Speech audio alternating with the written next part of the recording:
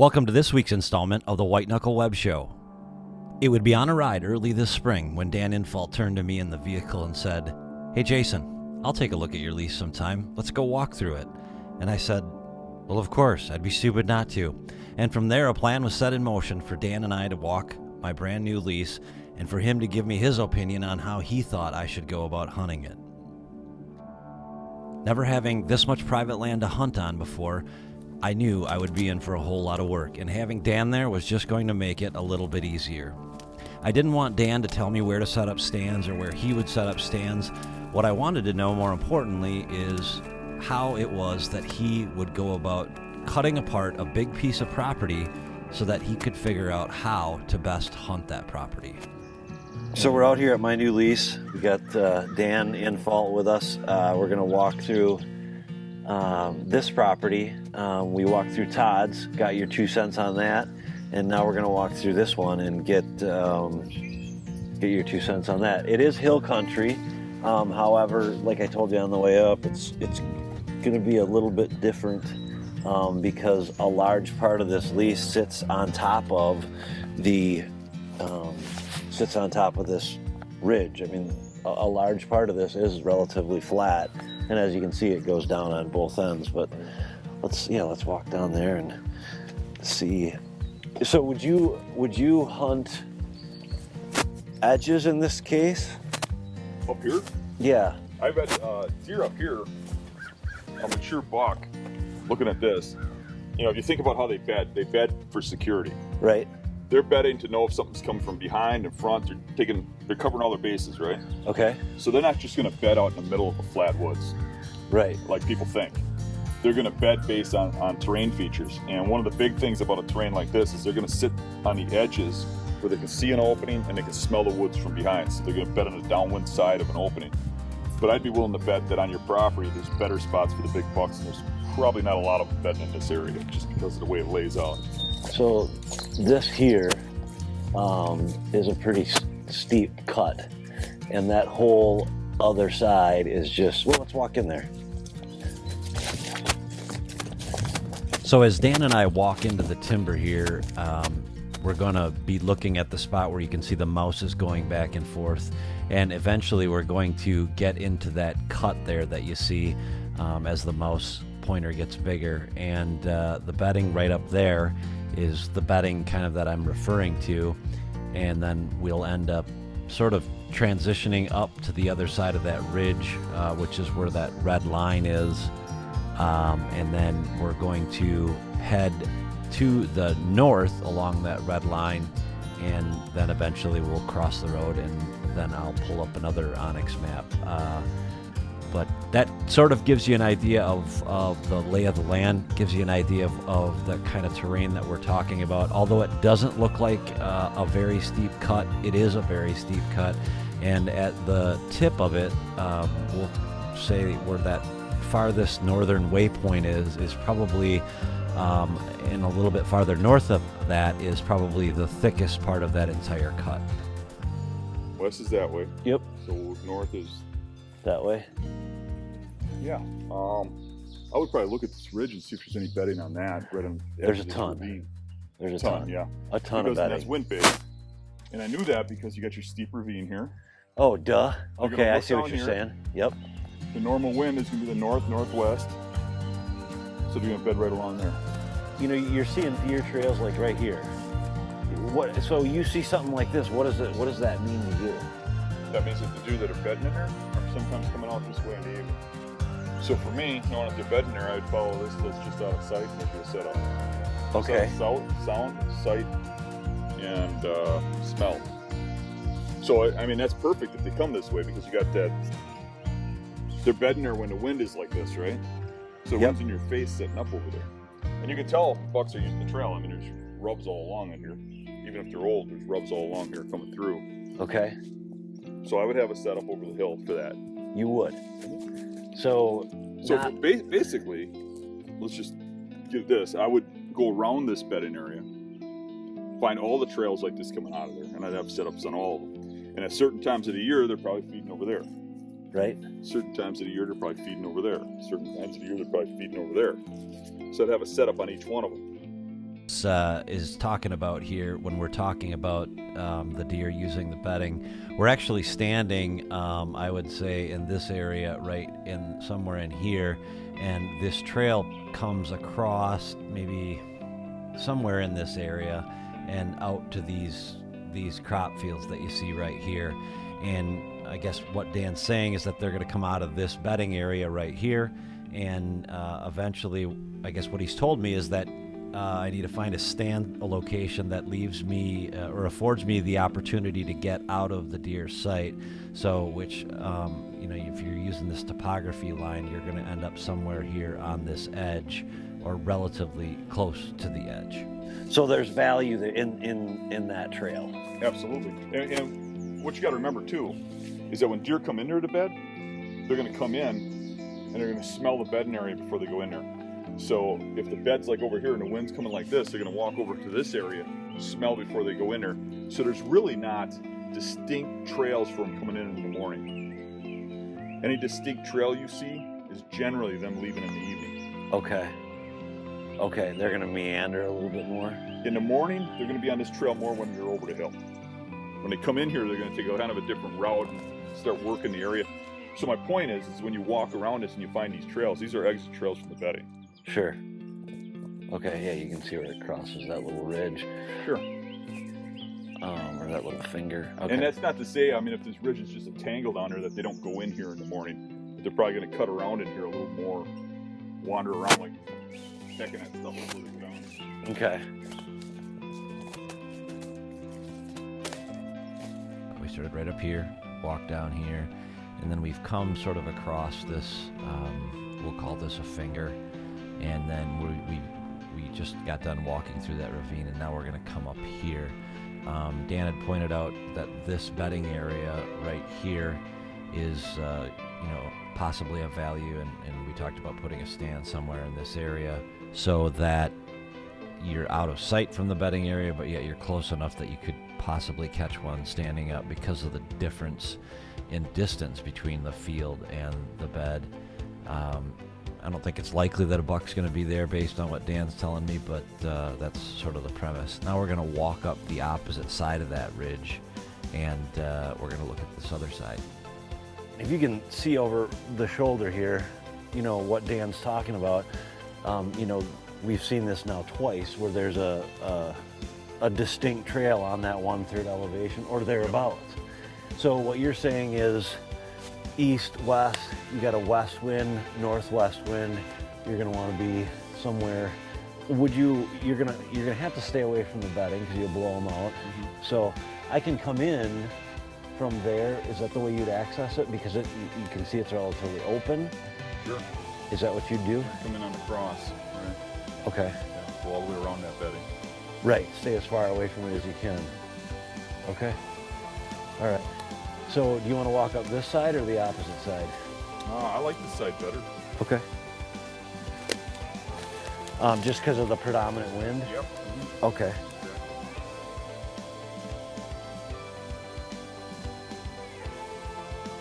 What's nice too is if there's a top or something laying down this way that they can get on this side of it. Let the wind go over and they can bed here with that top to their back and look out. Oh, okay, sure. Most of the time when you find those beds in these spots, they're tucked up right up against something, a tree or fallen tree, or right. So they can smell anything from back there, and they have themselves blocked from view, and they're watching this way. So I guess what I'm getting at is you're staying the heck away from that. Right. Whether it's... I learn it, and then I'm looking at the perimeter and how close I can get out of sight, out of sound, out of hearing, and I don't go in there no more. I'm just, at key times, I'm going to those points to kill around the outskirts. So this trail, you can see where it's cutting across. Sure. Coming out of here. Coming up on the hill where I know it's all thick. Is that too close? Yeah, they're probably going to see you. Right, I guess that was a dumb question, wasn't it? Got to be over the hill, or you don't want to set up right on the hillside like this too if you're coming from this way. Because in the evening, as soon as that sun's not hitting that hill, your thermals are going to drop like water right down this hill and flow as soon as it gets calm. no matter what the wind's doing, even if it's in your face, you get that calm period just before dark, and your scent's going to drop right down to here as the deer's coming at you. So I would be better served sitting on the opposite side, is what you're saying, letting it sink down into that other valley. You got to think about terrain when you set up, because you're not going to beat thermals. The evening thermals especially, they're going to drop. You're going to get that calm period no matter what the wind is when you set up. So when I look at this, I say, is a big buck likely to bed here? Probably not, because he's so close to the edge. But from what you're telling me, that may not be the case at all. Yeah, I could see a big buck bedding here. Yeah, okay. Absolutely. And if you look around here, if he's living in here, where else is he going to bed? So basically what you got to look at is that when you look at the whole terrain and you look at the elevations, if you walk all those leeward sides, you've walked through his bed. You know what I'm saying? Yeah. And if this is the best thing we're looking at here, that's where he's bedding. Right. He's part of it, Tom. Either that or he's bedding off the property. Right. So where's the bedding in here? I would say, yeah. I mean, there's a lot of treetops right there, but it's so close to that logging road. Maybe maybe. Do you rule those kinds of things out, or is that the often overlooked place? What? Right next to the main logging road is right there. There's a lot of treetops there. There's a lot of treetops there. Yeah, I think they're going to be more on that ridge. Okay. You still got to have the terrain, whether it's overlooked or not. What I was looking at is this is about the position where I'd put a water hole in. You know, if you're going to have it in relation to that, and have your food plot along the edge you were talking about, going from here down. Yep. Draw the deer this way, but not be right on the edge. Okay. You know, have a water hole in here. Sure. You just take the farmer's skid steer and just push up a berm, and either put a liner in there or get some bentonite and seal it off. Yeah. In this next segment here, we're going to be crossing the main logging road, which is highlighted in blue, and we're going to be coming down this this field edge here.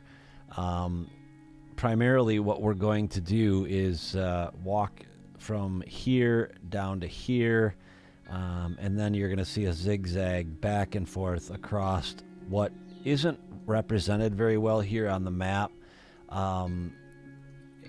as really some pretty good topography. There's some really definitive points and some valleys in here that just aren't very well represented on the map, so we end up sort of crisscrossing this whole area and end up finding what Dan really likes, and this is a really interesting part of the video is just to see what Dan gets excited about. When Dan finally gets excited, it was kind of fun to watch.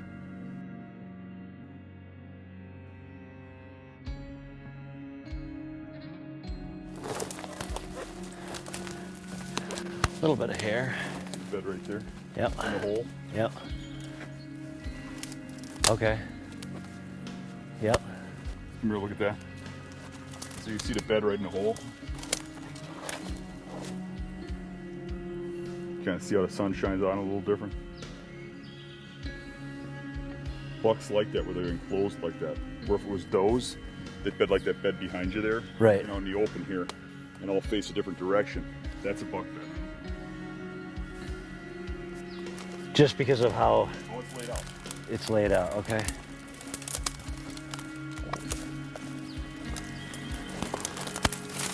Oh yeah. He was. Confirming factor right there. Yeah.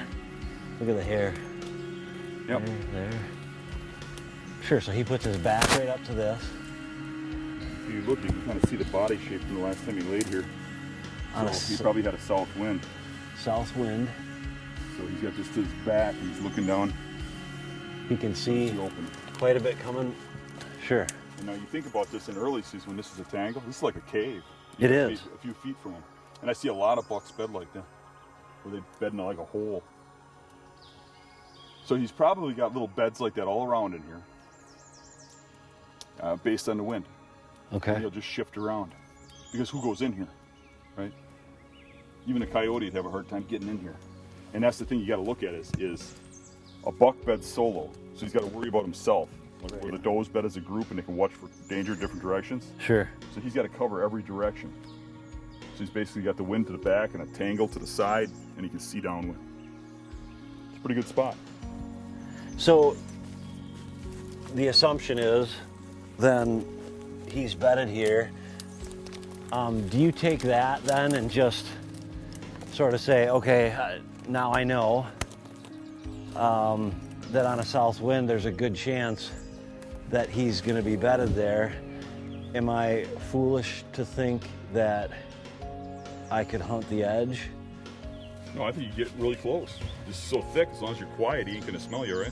Right. He ain't gonna hear you. No, and So if you're quiet, you can get pretty damn close because this is a tangle. He ain't gonna be able to see you out of this. thermals at night are going to pull down into that valley. Right. So you could hunt real close to the opening here. Just a matter of if there's other deer in here. That's where you're taking the challenge. You say there's a doe bedded right here that blows and runs. It's gonna take him with her, or so there was where you might want to be just a little bit further back.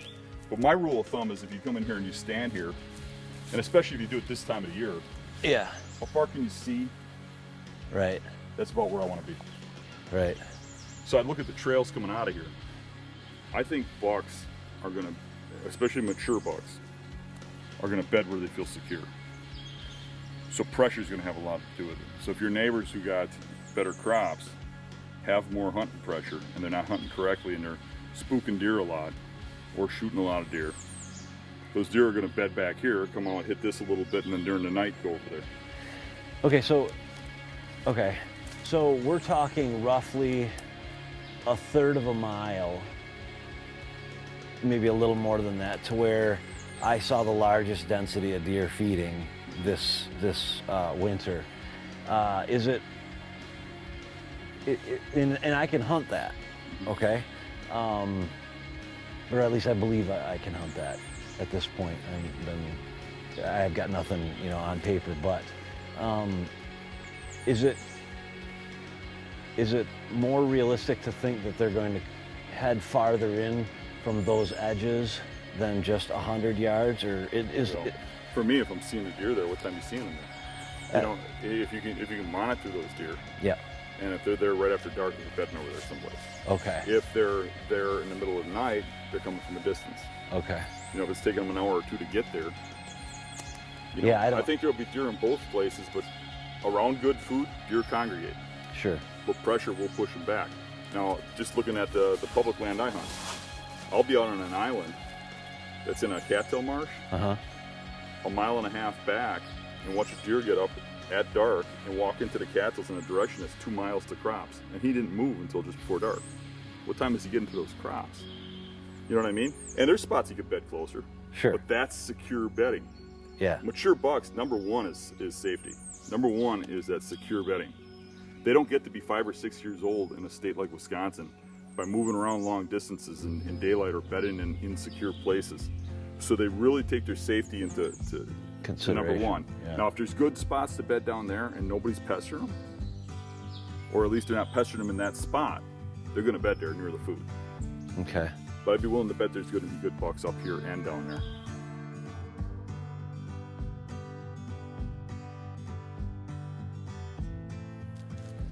Certainly a good spot. Right. It's got to be thick behind it, and it will. A great vantage point, especially on a south wind.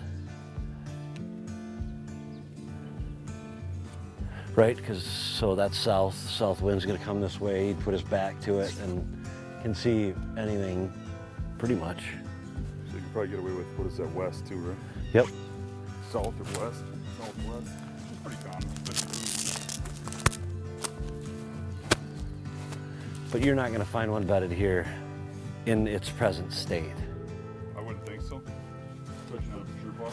Right. But you might have to clean this up a little bit too, knock some crap out of here, like put a nice log here would really help. I mean, if it stays open like this, but if it's a wall of brush, they'll bed up against a wall of brush too. Right. And I think that's coming. Yeah, I mean, like this big treetop here is going to end up there, that one. Yeah, this should end up bedding. Okay. I would think. So, I guess I probably keep asking the same question. So how do you process that information? Obviously in your head, but I mean, how do you frame that all up and reverse engineer a hunt? Let's say you did come in here, you find the buck bed that we did. This is a textbook kind of Dan in fault spot, is it not? If it had the elements that we're just talking about. Sure. Yep. You know me. So basically, you've got to get the bedding here first. Right. Once they're bedding here and you know that, Yep. then you have to look at how they're coming in and out of here. I mean, there's no shortcuts. There's no saying, well, if they bed here, I can set up over there. Okay. You got to look at what they do. I mean, the deer might drop off down here to this ravine and circle up over to there. They might drop off down this way. They might bed here in early season and move up to the oaks. You really got to look at the bedding, look at the trails coming in and out of it, and decide from there. You can't make a really long-term plan. Even creating bedding is a difficult task. How- Get them to bed in a spot is a difficult task. So say this spot might not even work. Right. It probably will, just because it lays out real well. It's got the ridge point kind of thing going for the southwest wind. Yep. But say they don't bed here, you know, they might not. And I've seen a lot of so-called pros go in and look at properties and put in bedding, and in 3 years there's nothing bedding there no more. Right. So really, until there's current bedding there, I wouldn't Give it a whole bother. lot. I mean, like when we looked at the bedding at the beginning, Yep. there's trails coming in and out of there. You can determine where those are. You can follow them back. You can get to the point where you're just out of sight, sound, hearing. Okay. You know. And that's where you hunt, Yeah. and then take the wind into consideration. Okay. It could be too that you set up something like this and the only thing that beds there is 1.5 years, 2-year-old bucks, and you really have no interest in killing. Right. You know, those big bucks have a knack for finding really overlooked, hidden spots, and sometimes you got to find them. I guess that's one question I was going to ask. How is it that you go about determining how they're using it with trail cameras? What do you mean? Well, you said you got to figure out what way they're coming in, what way they're going out. I look at the trails. Okay. And then during the season, if I, like, say I know something, say I know that when there's mature bucks in here, they usually come out of here. During the season, I'm cutting through down there and I see some big rubs coming from this direction to that field. I'm like, okay, there must be something bedding over here coming this way. So I hunt the trail that comes out on this end. You know? Yeah. Or if I see sign up on the top, all the signs up by a food plot up there, I'm saying, okay, if they're bedding here, they're probably coming out that direction. So, otherwise, if you have a spot that, you know, the main trail comes out a certain way, that's where I'm sitting. So as hunters and the guys and gals that you talk to that you're scouting for, do you find that they're trying to make it harder than it really is? Absolutely. Okay. Absolutely. You go in there and it's just a matter of looking at the trails that come out of the bedding, and there ain't gonna be many. Right. In some cases, it's only one. It's really easy. Right. And a lot of cases, like in here, it's gonna be multiple because they got food in every direction. They got does in directions. And then you got to start determining which one they're using, but it's 3 trails. Right. You could literally hop around it and hunt it for 3 Right. days. Right. What way do you want to go? On this side of it? I mean, we know that there's going to be beds just based on what we're seeing. It may not be as easy to find because it's a little bit more flat here. Mm-hmm. Would that be fair to say? Yeah, they would be a little more scattered. Yeah. Okay. It's like a rolling hill, like I was talking about. Yeah. We'll get to a more pronounced hill here.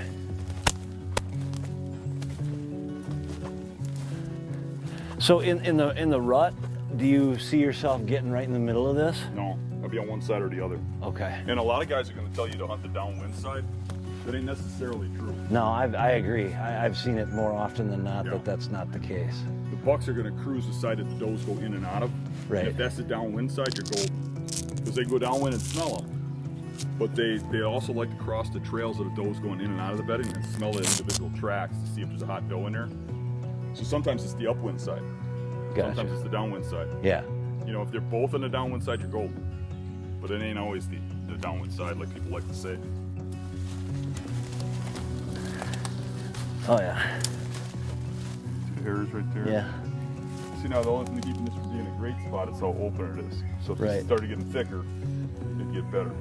There's another bed right there that's been used recently, Yep. but it's kind of open. There's another one behind that stump there. Sure. The flat. Yep. Yeah, see, this is full of hair. So it could be does. And there. Now, what I see too is that they're not that typical circle of a doe, and they're at the wrong elevation for a doe. Okay. So I'm thinking it's bucks. I just don't give a lot of credibility to how big they are. Gotcha. Bed right here. See, remember they shift around based on the wind too, right? Yeah, they're all over in here. Yeah, Yeah. one right there. So it could be a buck shifting around, and I did see some rubs coming in here. See these rub trees? Yep. They might be old, but There's a they're rub for tree right reason, there. Yeah. Right there. Yeah. An old rub tree. Sure. I see rub trees all over here. I saw fresh when we were coming through over there. Yeah. And all this needs to be is a little thicker than they're here. Because it's always easier to enhance a bedding area that's getting used than to create a new one. Right. Yeah, it'll be interesting to see how much it grows up. So I was kind of disappointed not to see more trees marked over here, because this would be a good area to thicken up. Right. Could that become something It could. on a south wind? It could, if there's a spot to bed behind it that's adequate. Yeah. You don't see them bedding on this side of it? On this side. Yeah. They're going to be on the downwind side of it. That's what I'm. Okay. They're not going to look into it, and they're going to face downhill, Right. right? So what would be nice is like if a little hole got cut into here, and you had a flat behind that tree. Sure. So you can go right here, lay on that flat, and look around that tree. But to just lay in the open downwind of one of these things is... Right. So you just go in here with a handsaw or chainsaw, bust out some of this, maybe like. Right here. Exactly right here. Oh, okay. Just bust a hole in here and make this flat. Right here. Okay. So you can Pull lay that right log behind that up. tree and look down the hill. Sure. See the whole Yep. south wind, southeast wind.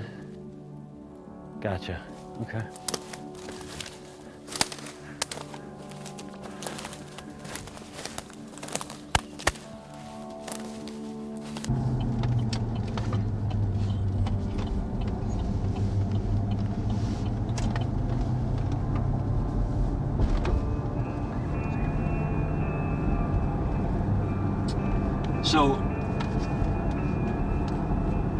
So I picked up, I guess, a couple takeaways that I have out of this whole process was, number one,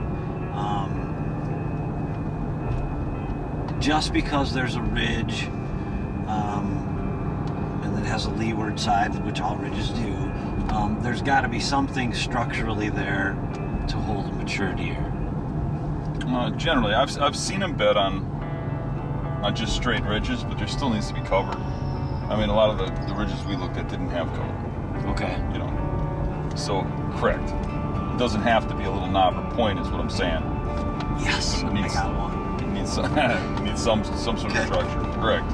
And the reason that you're more attracted to the north end of the property than the south end of the property is because you just saw more rubs there and you saw a distinct travel route. And I would think the reason you're seeing that travel route in my mind is because I'm sort of stuck on the more palatable food being out that way. How far off am I on that? Well, I think I liked it because there's more cover. There's better bedding. Sure. And the sign just went along with that. I mean, you got rubs and scrapes and stuff over there because there's bucks over there more, right? And the sign's going to go right along with, that's where the cover is, where the bedding is. So I feel like I've got 4 or 5 potential stand sites right off the bat. The call of the wild is in all of us. It provokes that first solo exploration, whether it's 16 or 60. It propels us to ridge lines, high lines, coastlines, high crags, deep crannies, those spaces and moments when our heart forges ahead because our head says, no way.